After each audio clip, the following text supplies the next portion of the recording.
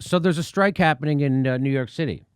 Workers at a New York City produce market launched first strike since 1986. This is an article by Eric Schreibner from the WSW. That's the World Socialist website. Let's get so. These are the people. This is where the future of America is. People like this. We need people who have the courage of these people to go on strike against the oligarchs. That's what's going to save us, not Joe Biden and Kamala Harris and a bunch of pukes on MSNBC, okay? It's going to be people like this that save this country, if it's savable. More than 1,400 workers at the Hunts Point Terminal Produce Market in the Bronx, New York, began a strike over management's refusal to raise their hourly wage by $1.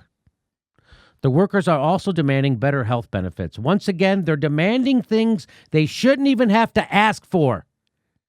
Health care. They have to go on strike and demand it. Stuff they shouldn't even have to ask for. But only in America do workers have to go on strike to see a doctor when they get sick. Management's counteroffer has been an insulting 32-cent raise. And an Arby's coupon, I understand. I mean, come on, Ron. 32 cents goes a long way in New York City. That's the king of affordable cities. 30. Yeah. You can't even turn off your alarm clock in the morning for less than 50 cents. You can afford to breathe for 2 minutes with 32 cents. Hunts Point is the largest wholesale produce market in the world. In the world. The largest wholesale produce market in the world. And we pay them like shit. And we don't give them proper health care. A huge portion of the fresh food consumed by the 22 million people in the New York City metropolitan area flows through that market. The striking workers range from warehouse workers to truck drivers. Their base annual salary is $40,000. $40,000 for truck drivers and workers in New York City. Their base annual salary is $40,000, which is totally insufficient to live on in one of the world's most expensive cities. And these people are breaking their backs. Oh yeah, that is in all kinds of weather. In all kinds of weather. And so when they pay people that low to do grown-up jobs in a big city like New York, what they're expecting is that taxpayers are going to make up the difference with food stamps, with free health care. That's called corporate welfare. You strangle the job market, don't pay living wages for your bottom line, and expect the city to pick up the difference. That's what's happening. The company's rejection of the extremely modest demand for a wage increase comes after Hunts Point workers sacrificed their own health for nearly a year amid a pandemic that is once again raging out of control. So just in case you weren't sure of how big an FU they're giving the workers, there it is. They've been an extremely modest demand while they've been working in the COVID without protection. As many as 400 workers have been infected by COVID-19 to date, and 6 of them have died. Workers continue to struggle with poverty-level wages while no expense has been spared to inflate the stock market and rescue the fortunes of the corporate and financial. That's exactly true. $1 trillion a day if necessary to Wall Street. Asking for $1 is really nothing, a striking worker said, summing up the attitude of the picket line. They should feel good about it, not telling us that we're lucky to have a job. You're lucky to have me working for you. That's how I feel. Yeah, giving someone a job is not charity. You need that person or else you don't make any money. They're a necessity. They're super important to you making money, the business owner. Yeah, somebody needs to put what that guy just said on a meme and it needs to go viral.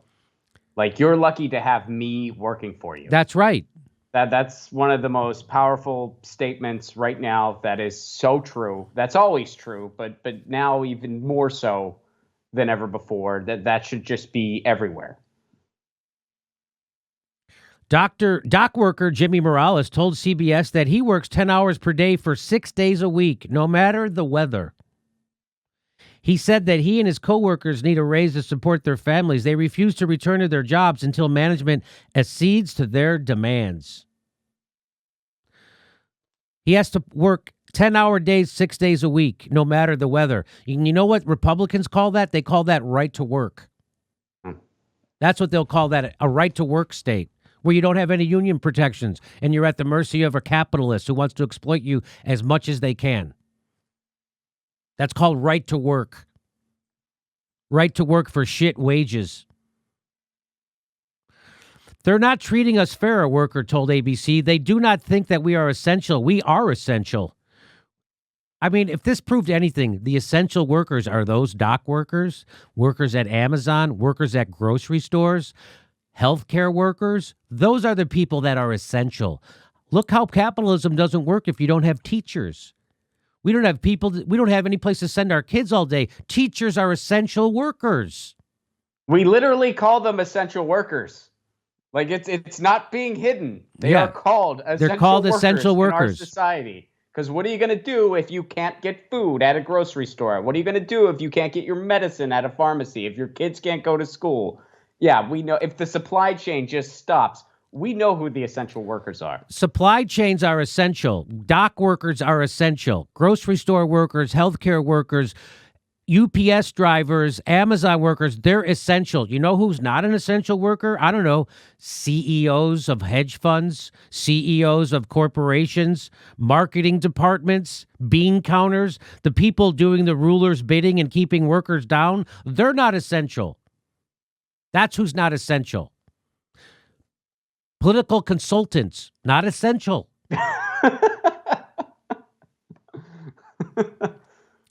Tensions have long simmered at Hunts Point, where rotten last-minute deals between Teamsters Local 202 and the companies averted strikes in 2015 and again in 2018.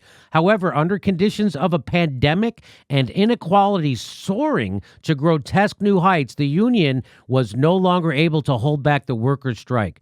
So just so you know, throughout the pandemic, the Teamsters and their fellow unions have collaborated with companies and both political parties in ensuring that essential and non-essential workers alike remained on the job. You hear that? Whatever the cost to their health to keep profits flowing for their wealth. So it looks to me, Ron, by this article, and I wish I had the author of this article on, I meant to, and I forgot to reach out. But it seems like he's saying that the Teamsters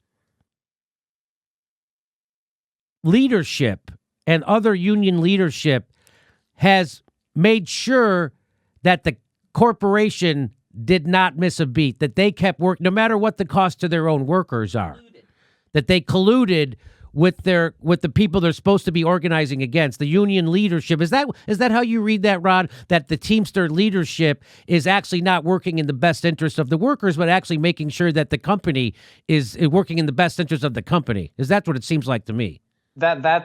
That is how that reads to me as well. And yeah, if that is the case, then yeah, they are organizing with the wrong people. The only people that the union leaders should be organizing with are the workers to assure their best interests. And, you know, I think that I understand like you can't have every single worker at every single meeting, so you have to have a representative. I understand that. But I think it should be incredibly transparent so the workers know exactly what is going on. And there should not be anything that they have to hide. And if there is, something's going on that shouldn't be. And, of course, the cops are attacking and arresting the protesters, the striking workers, because cops are tools of capitalists. Don't ever forget that. They're not there to ensure your safety, or their number one priority is to maintain property for the capitalists.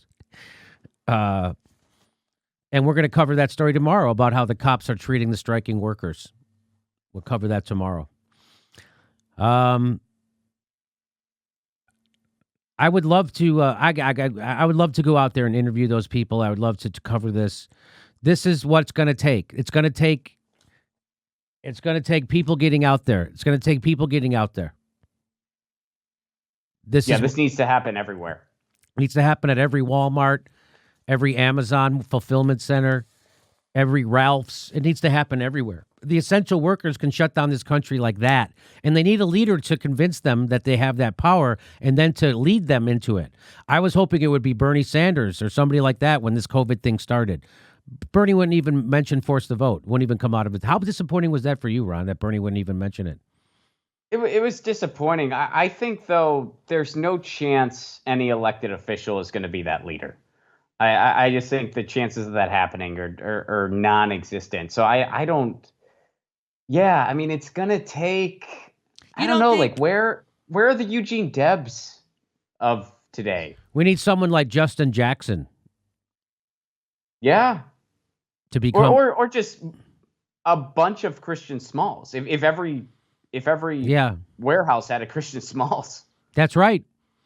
We need a bunch of Christian Smalls, a bunch of Justin Jacksons, or it's just maybe those two guys. How about that? How about they work together? We definitely, you need leaders. And that's what was wrong with Occupy. There were no leaders. And I understand the idea behind that, right? I understand that you want democracy, you want this, and leaders can be corrupted and infiltrated, and I get that. But you see how well that works. It didn't. It's a flawed system, but you got to have leaders. Hey, everybody, this is the part where I tell you where all our live shows are, but there aren't any. And then this is why I tell you to join our premium program and get extra content, but nobody's got a fucking job. So just enjoy the video.